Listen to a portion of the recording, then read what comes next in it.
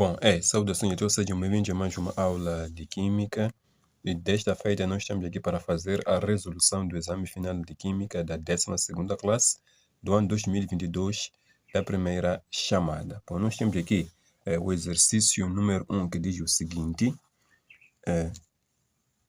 qual das opções é um dos fatores que afeta a velocidade de uma reação química?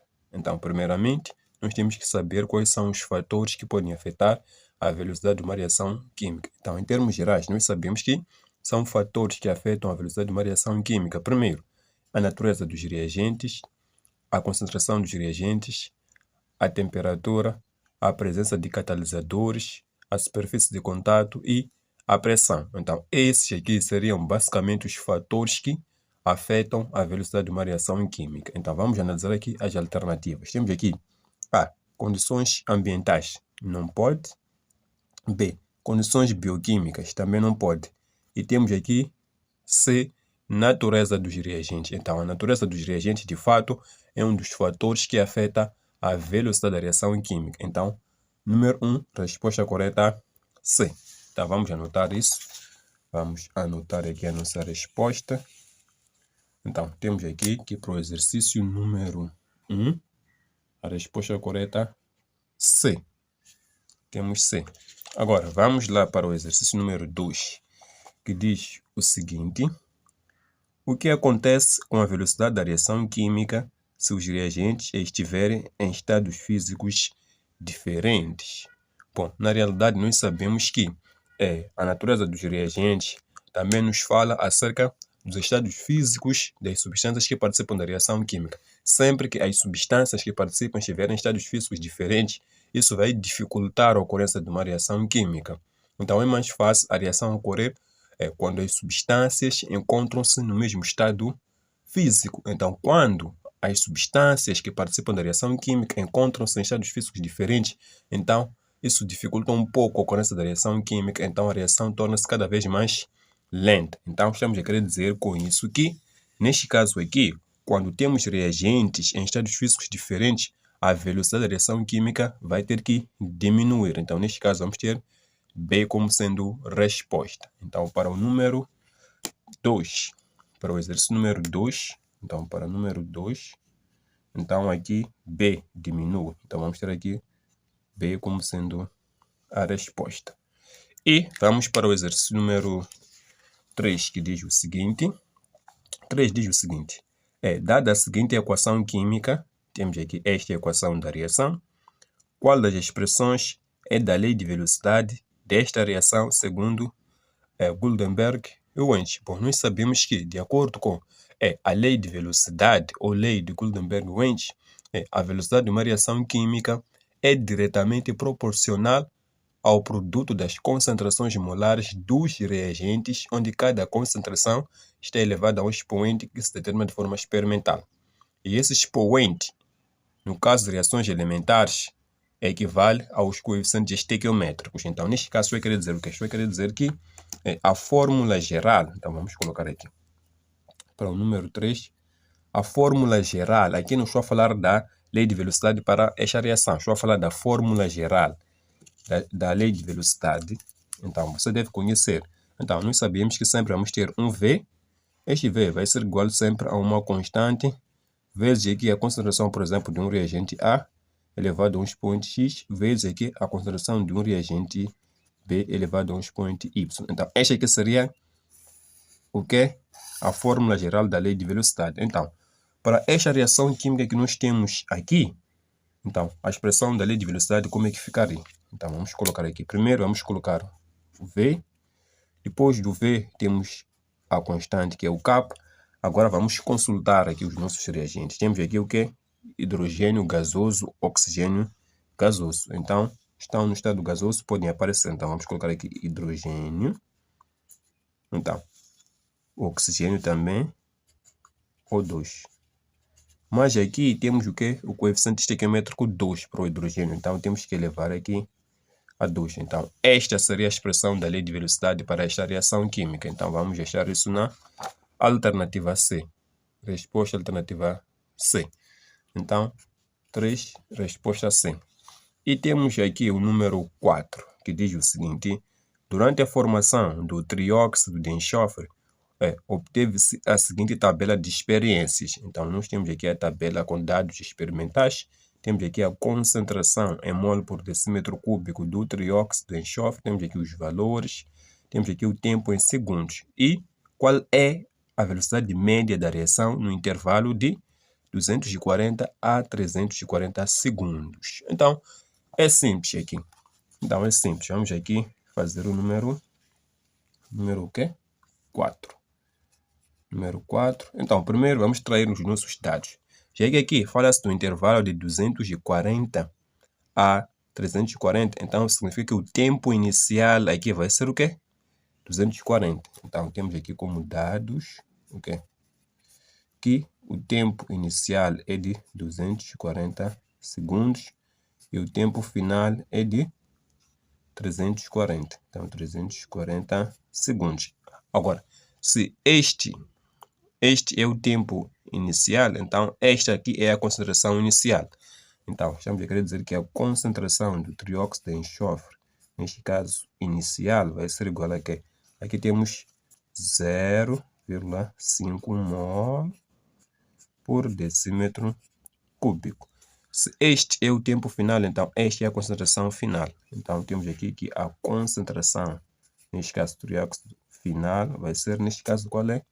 Aqui, 6 mol por decímetro cúbico. E o pedido é a velocidade média. Então, conforme vocês podem ver aqui, a concentração vai aumentando com o tempo. Então, trata-se de um produto este aqui. Então, neste caso, como é que nós vamos calcular a velocidade média? Simplesmente vamos ter que a velocidade média da reação vai ser igual a quê? A variação da concentração do trióxido de enxofre dividido aqui pela variação do tempo. Então, nós vamos calcular assim. Então, a velocidade média da reação vai ser igual a quê? Variação, o que é? É concentração final menos a inicial. Então, temos aqui concentração final 6. A inicial temos aqui 0,5. Então, isso aqui está em mol por decímetro cúbico. Então, variação do tempo final menos tempo inicial. Então, aqui temos o quê? Tempo final, temos 340 segundos e tempo inicial 240 segundos. Agora é só questão de matemática mesmo. Então, velocidade média vai ser igual a quê? Isso aqui vai dar 5,5 mol por decímetro cúbico. Isso aqui vai dar 100 segundos. Então, efetuando esta divisão aqui, então vamos ter o que aqui? Velocidade média vai ser igual a 0,055 mol por decímetro cúbico por segundo. Então, esta aqui seria a nossa velocidade média e nós isso vamos achar na alternativa D. Então, aqui, D é a resposta correta. E temos aqui o número 5. O número 5 diz o seguinte: na reação, temos esta reação química aqui, foi diminuída a 1/3 a concentração do oxigênio. Qual é a diminuição da velocidade da reação segundo a lei de Gutenberg-Ewens? Bom, aqui o processo é simples. Primeiro, vamos escrever a expressão da lei de velocidade, neste caso para a velocidade inicial, ou seja, antes de se diminuir o que? A concentração do oxigênio. Então, neste caso aqui, nós podemos dizer o quê? Que temos aqui o número 5. Então, conforme vocês podem ver aqui, o alumínio está no estado sólido e substâncias sólidas não aparecem na expressão da lei de velocidade. Então, não vamos incluir a concentração do alumínio. Então, neste caso, vamos ter o que aqui? Velocidade vai ser igual a uma constante vezes o que? A concentração do que? Do oxigênio apenas. Por quê? Porque o alumínio está no estado sólido e sólidos não aparecem na expressão da lei de velocidade. Então, só vamos incluir o oxigênio está no estado gasoso. Então, esta aqui é a expressão da lei de velocidade para a reação inicial, ou seja, antes de se diminuir a concentração de quê? Do oxigênio. Agora, o que é que se diz? Disse que foi diminuída a 1/3 a concentração do oxigênio. Então, depois da diminuição, qual é que vai ser a velocidade da reação química? Então, podemos dizer que velocidade linha vai ser igual a quê? A constante vezes o que? Agora, prestem atenção. Diminuiu-se a 1/3 a concentração do oxigênio. Então, nós escrevemos aqui 1 sobre 3 a concentração de quê? Do oxigênio. Tudo isto o quê? Ao cubo. Agora, vamos lá operar isso aqui. Então, velocidade de linha vai ser igual a quê? A constante vezes. Agora, vamos fazer o quê? Aqui é matemática. Aqui temos uma multiplicação na realidade. Então, este número aqui eleva tudo isso aqui. Então, ficamos com 1 sobre 3 elevado tudo a 3 vezes aqui a concentração de O2 elevado também ao cubo. Agora, este 3 aqui, matematicamente, eleva este 1 e ao mesmo tempo eleva este 3 que está aqui. Então, isto aqui nos resulta em quê? Em dizer que velocidade de linha vai ser igual a quê? A constante vezes o quê? Então, 1, neste caso, elevado a 3 é 1. Mais 3 elevado a 3 dá 27. Então, vamos tirar aqui 1 sobre o quê? 27 vezes o quê? A concentração de O2 ao cubo. Vamos reorganizar isto aqui. Então, V' vai ser igual a 1 sobre 27 vezes aqui a constante vezes aqui O2 elevado ao cubo. Se vocês prestarem atenção, aqui há uma coisa. Esta parte aqui é justamente a velocidade no início, antes de fazer a modificação da concentração do oxigênio. Então, vamos substituir esta parte aqui por V. Por quê? Porque isto aqui equivale à velocidade no início. Então, vamos colocar até aqui de lado, que velocidade de linha vai ser igual a 1 sobre 27 vezes o quê? O V. Então, neste caso, significa que a velocidade diminuiu 27 vezes. Então, a velocidade diminui 27 vezes. Então, isso nós vamos achar aonde? Alternativa D. Alternativa D é a resposta. Então, D é a resposta correta. E vamos aqui para o número 6. Número 6 diz o quê? No estudo da cinética da reação entre o dióxido de nitrogênio e o monóxido de carbono, foram fornecidos os seguintes dados. Temos aqui uma tabela com dados experimentais. Qual é a ordem desta reação? Então, nós sabemos que a ordem de uma reação química corresponde ao somatório dos expoentes que aparecem na expressão da lei de velocidade. Então, primeiro vamos determinar a expressão da lei de velocidade, usando aqui os dados da tabela. Então, vamos tentar aqui mudar de página. Agora, temos aqui o exercício número o quê? Número 6. Então, vamos lá resolver este. Então, o primeiro passo é preciso determinar a expressão da lei de velocidade, né? Então, temos aqui 6. Então, o primeiro passo temos que escrever a expressão da lei de velocidade. Então, já que a reação envolve essas duas substâncias aqui, bom, conforme eu disse, já que a reação envolve essas duas substâncias aqui, então o primeiro passo é escrever uma expressão hipotética da lei de velocidade. Então, eu hei de colocar assim, que velocidade vai ser igual aqui a uma constante vezes o quê? A concentração do dióxido elevado a um expoente X, que eu não conheço, e aqui temos a concentração do monóxido elevado a um expoente Y, que eu também não conheço. Então, o meu papel aqui é determinar esses valores aqui para depois somar os dois valores para saber qual é a ordem da reação. Então, como é que nós vamos fazer? Sempre que nós quisermos determinar aqui a expressão da lei de velocidade, usando dados de uma tabela, nós vamos fazer o quê? Escolher sempre duas experiências.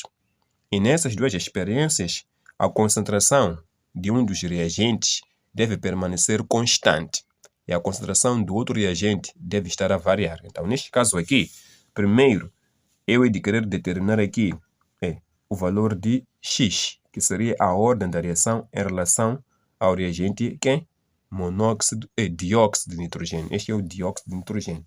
Então, eu vou descrever o que é aqui? Ordem do reagente dióxido de nitrogênio. Este é o dióxido de nitrogênio.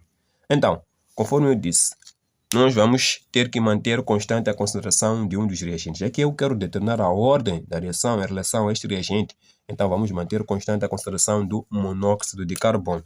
Então, ao fazermos isso, vamos ter V igual a constante vezes aqui a concentração do dióxido de nitrogênio elevado a um expoente X. Então, mantivemos constante a concentração desta substância. Agora vamos na tabela procurar duas experiências em que a concentração desta aqui é constante e a concentração desta aqui está a variar. Então, vamos lá. Então, na tabela, nós notamos aqui, podemos ver claramente que na tabela, temos aqui na experiência 2 e na experiência 3, a concentração dessa substância está a variar, altera-se aqui. Mas a concentração do monóxido de carbono nas duas experiências é constante. Então, aqui também mantivemos constante a concentração deste aqui. Então, nós vamos escolher essas duas experiências aqui. A experiência 2 e a experiência 3.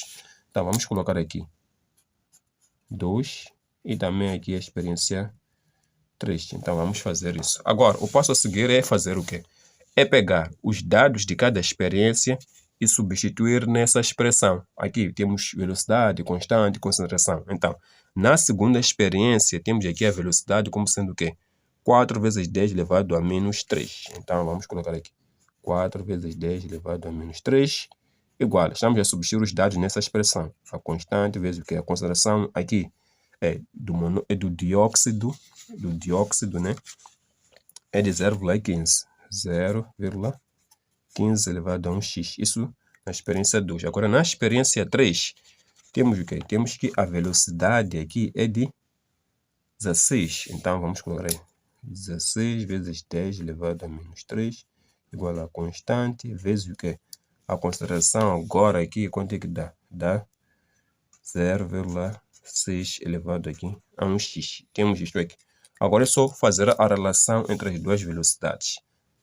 No geral, é mais fácil dividir a velocidade maior pela menor. Então, 16 vezes 10 elevado a menos 3, dividido aqui por 4 vezes 10 elevado a menos 3. Isso tem que ser igual aqui. Isto aqui, a sua expressão é isto aqui. Então, vamos ter isto aqui, 0,6 elevado a 1x. Aqui vamos ter o que é 0,15 elevado a 1x. Isto aqui eliminamos, isto eliminamos. Isto também eliminamos. Aqui vai dar 4 igual. Isto aqui, quando se faz a operação, quando é que nós vamos ter aqui? Aqui vai nos resultar em 4 também. Então, temos isto aqui.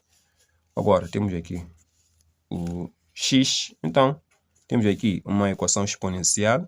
Então, as bases são iguais. Então, igualamos os expoentes. Aqui na prática temos um 1. Então, x aqui vai ser igual a 1. Então, já temos aqui o valor de x. Agora, vamos determinar o valor de y. Então, vamos manter constante a concentração deste aqui.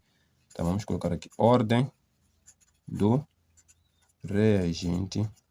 Do reagente quem? Monóxido de carbono. Então, mantendo constante a concentração deste aqui, vamos ter o quê? Que V vai ser igual a constante vezes a concentração do monóxido elevado a um expoente y. Então, agora voltemos à nossa tabela. Então, na tabela nós temos o quê? Duas experiências em que a concentração do dióxido de nitrogênio é constante. Então, a experiência 1 e 2, a concentração aqui dessa substância mantém-se constante, enquanto que a concentração do monóxido está a variar. Então, vamos pegar essas duas experiências. Então, vamos colocar aqui experiência 1 e experiência 2. Agora, vamos pegar dados de cada experiência e substituir nessa expressão. Então, na experiência 1, a velocidade 1 vezes 10 elevado a menos 3. Então, 1 vezes 10 elevado a menos 3, igual aqui a constante, vezes a concentração do monóxido, que é de 0,15 elevado aqui a um y. E temos na experiência 2, que a velocidade é de 4 vezes 10 elevado a menos 3, isso é igual a uma constante. Constante aqui. A concentração aqui é 0,30 elevado a um y. Então, fazendo a relação, pegar sempre a velocidade maior. Então, 4 vezes 10 elevado a menos 3, dividido aqui por 1 vezes 10 elevado a menos 3. Isso tem que ser igual.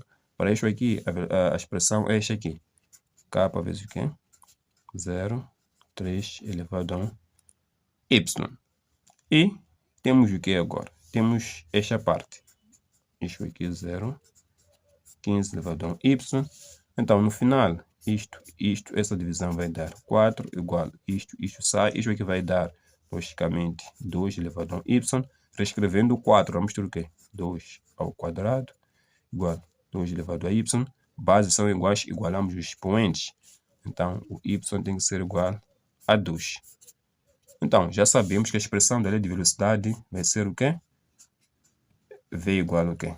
A K, a concentração do NO2, o valor aqui de X, nós vimos que é 1. Então, podemos colocar ou não colocar, tanto faz. Vezes o quê? Então, temos aqui a concentração do monóxido de carbono. Então, concentração aqui do CO. Então, aqui temos o Y como sendo expoente. E o Y tem 2 como valor. Então, vamos colocar aqui 2. Então, esta aqui seria a expressão da lei de velocidade. Agora, aqui querem a ordem da reação. Querem a ordem da reação. Então, é o somatório desses expoentes aqui. Então, vamos ter aqui que ordem da reação vai ser o quê? Temos aqui 1 mais 2 vai dar 3. Então, neste caso, a reação é de ordem 3, resposta A. Então, aqui, resposta A. E temos aqui o número 7. 7 diz o quê? Qual das opções completa o número das características de um sistema químico em equilíbrio? Então, vamos analisar. Aumento da ação do catalisador está incorreto. B. Aumento da pressão do sistema está incorreto. Isso aqui não é uma característica do estado de equilíbrio. É um fator que afeta o estado de equilíbrio. O catalisador não afeta o equilíbrio, mas a variação da pressão sim. Diminuição da ação do catalisador também não é. E temos aqui existência de duas setas opostas. Então, esta é a resposta correta.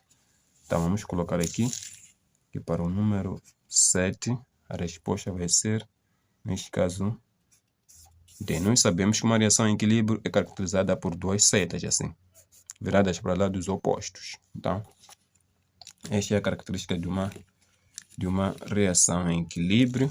Então, vamos agora para o 8. 8 diz o quê?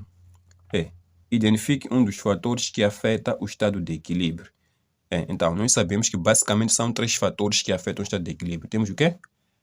A temperatura, temos a concentração e temos a pressão. Aqui dizem catalisador. O catalisador não afeta o estado de equilíbrio. Então, está incorreto. A. B. O complexo ativado não é fator que afeta o estado de equilíbrio. É um estado intermediário entre reagentes e produtos. Nós vimos isso na cinética química. E temos energia dos reagentes, também não é, mas aqui temperatura. Aí sim, 8 também é D. É um dos fatores. Vamos lá, agora vamos ver 9. Número 9 diz o quê? Número 9 diz o quê? 9. Está em equilíbrio o sistema. Temos aqui esse sistema em equilíbrio. Como se pode diminuir a quantidade do dióxido de carbono? Ou seja, nesta reação química aqui, como é que nós podemos diminuir a quantidade desta substância? Aqui temos que aplicar o princípio de Le Chatelier. Então, neste caso, para que nós possamos diminuir a concentração aqui do dióxido, temos que deslocar o equilíbrio para a esquerda. Então, vamos analisar cada fator aqui, como é que ele afeta esse sistema em equilíbrio. Temos aqui A. Aumentar o CO. Bom, de acordo com o princípio de Le Chatelier, quando nós aumentamos a concentração de um reagente, o equilíbrio desloca-se para o lado dos produtos. Então, se eu for aumentar a concentração deste aqui, o equilíbrio desloca-se para o lado dos produtos. Então, vai aumentar a concentração do dióxido aqui. Mas o meu objetivo é diminuir. Então, A não pode. Não pode. E B, aumentar o volume. Bem, primeiro vamos ver se há variação de volume ou não. É simples. Então, eu vou tentar colocar o 9 daqui. Vamos copiar a equação NO2 gasoso, mais aqui o monóxido gasoso, uma dupla 7. Temos aqui o monóxido gasoso, mais o dióxido de carbono gasoso. Agora, aqui temos coeficiente 1, aqui 1. Aqui 1, aqui 1. Então, nos reagentes, eu tenho um volume aqui, mais um volume aqui. Então, tenho 2 volumes. Aqui tenho um volume aqui, mais um volume aqui. Ao todo tenho 2 volumes. Então, significa que neste caso aqui não há variação do volume. Então, nem a pressão vai afetar o sistema em equilíbrio e também a variação do volume não ocorre. Então, neste caso não é possível nem aumentar, nem diminuir, nem o volume. Então, B está incorreto. Diminuir, C, temos que diminuir o CO. Então, se nós vamos diminuir a concentração, deixa aqui. De acordo com o princípio de Le Chatelier, o equilíbrio deve se deslocar para o lado onde houve a diminuição. Então, quando o equilíbrio se deslocar lá para a esquerda, estaremos a diminuir de fato a concentração do dióxido. Então, a melhor opção é diminuir o quê? A concentração deste aqui. Então, número 9 é C. Então, número 9, a resposta é C. E temos 10. Dado o sistema químico em equilíbrio, este sistema que nós temos aqui é qual das expressões é da constante de equilíbrio desta reação? Bom, isto é simples de fazer. Então, nós sabemos que 10. Vamos colocar aqui 10. Nós temos aqui esta reação, gás, hidrogênio, iodo, né? Então, temos mais ou menos isso. H gasoso. Então, nós sabemos que KC relaciona o quê? É o produto das concentrações dos produtos. Então, no numerador, vamos colocar a concentração do nosso produto, que vai ser o HI. Temos aqui o 2, levamos aqui a 2. E a concentração dos nossos reagentes.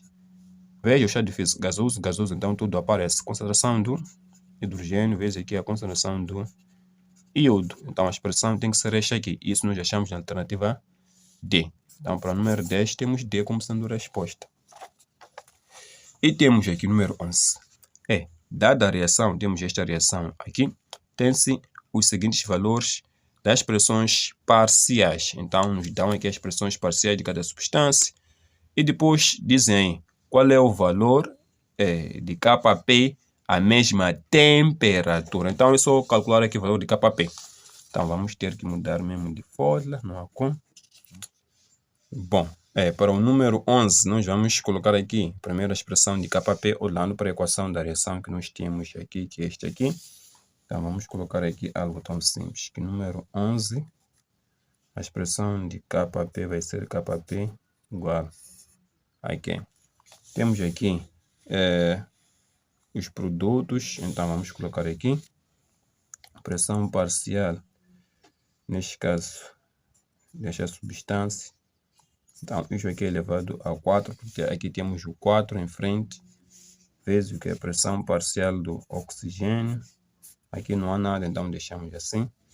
E dividido aqui pela pressão parcial do N2 ou 5, isso aqui ao quadrado por causa deste 2. Agora é só fazer a substituição dos dados. Então, a pressão parcial dessa substância aqui, qual é?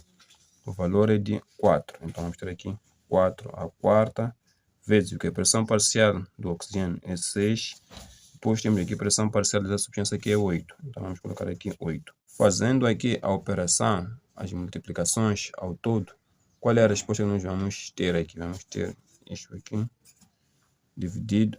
Aqui temos o 2, então aqui elevamos a 2, né? Então, isso aqui dá 64.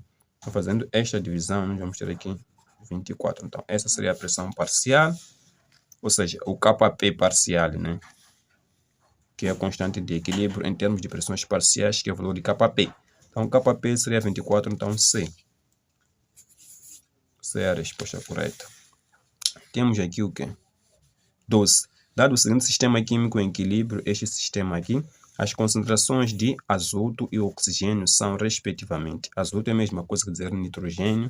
Temos aqui 3 mol por decímetro cúbico e 2 mol por decímetro cúbico. Sabe-se que o valor da constante de equilíbrio é de 2. Querem a concentração dessa substância? É simples. Primeiro, vamos escrever a expressão da constante de equilíbrio e substituir os dados para o número 12. Então, Kc vai ser igual a quê? Olhando para a equação da reação que nós temos aqui, essa substância aqui é o produto, então aparece aqui no numerador, então N2O ao quadrado. Por quê? Porque ele tem aqui o coeficiente 2. E depois os reagentes. Então, a concentração de quê? De nitrogênio. Aqui temos o 2 vezes o quê? A concentração do oxigênio. Esta é a expressão de Kp. Agora o passo a seguir é só fazer a substituição dos dados nessa expressão. Então, dizem aqui que o valor de Kc da constante de equilíbrio é 2. Então, no lugar de Kc, vamos colocar o 2 igual. A concentração deste aqui não sabemos, queremos calcular. Agora, a concentração do nitrogênio, qual é? Então, azoto tem que ser este aqui, 3. Então, temos aqui 3. Depois aqui ele está ao quadrado, vezes a do oxigênio é 2. Então, temos aqui o 2. Agora, é simples. É só passar isto aqui a multiplicar aqui. Então, vamos ter 2, 3 ao quadrado vezes 2. Tudo isto tem que ser igual a quê? A concentração de N2O ao quadrado. Isto aqui dá 9. Então, 9 vezes 2 vai ser 18. Vezes 2 vai dar 36. Então, esta operação dá 36. Então, temos 36 igual à concentração de N2O ao quadrado. Então, para eliminar o quadrado, vamos fazer este quadrado. Então, a concentração de N2O vai ser igual a quê? A raiz quadrada de 36. N2O vai ser igual a quê? A 6, neste caso, mol por decímetro cúbico. Então, essa aqui vai ser o quê? A concentração dessa substância. Então, resposta C. Onde é que é? 6C. C. Então, temos aqui a resposta correta como sendo C. Esta é a resposta correta. Depois temos aqui o quê? Dado o sistema químico em equilíbrio, este aqui, então, identifica um dos pares conjugados deste sistema. Bom, para você saber identificar os pares conjugados de ácido base, primeiro faça uma coisa. Procure duas espécies que são parecidas entre si e a diferença é de apenas um hidrogênio. Então, eu hei de copiar aqui a equação da reação que me dá. Isto é o número 13. Então, temos aqui o ácido nítrico. Temos aqui a água, dupla seta, o íon nitrato, mais aqui o íon hidrônio. Então, quero saber aqui quais são os pares conjugados. O primeiro passo, eu hei de verificar quais são as espécies que são parecidas entre si. Esta aqui se parece mais com esta aqui. Aqui é o 3, né? Então, de fato se parece. E a diferença de apenas um hidrogênio. Então, este aqui e este aqui são pares conjugados. Agora, quem é um ácido? Quem tem mais hidrogênios? Então, aqui temos o ácido e a base tem menos hidrogênios. Isto aqui. E também, estas se parecem mais com esta aqui. E a diferença de apenas um hidrogênio é... Agora sim, são pares conjugados. Agora, quem é um ácido? Quem tem mais hidrogênio? Aqui tem mais hidrogênio, então é o ácido. Aqui vai ser o quê? A base. Então, quais são os pares conjugados de ácido base? Então, um dos pares aqui é este aqui. E o outro par vai ser e água. Então, resposta correta, B. Resposta correta é B. Bem, então, em termos gerais, era basicamente isto que nós queremos trazer nesta primeira parte da resolução deste exame aqui. E nos aguarde na outra aula.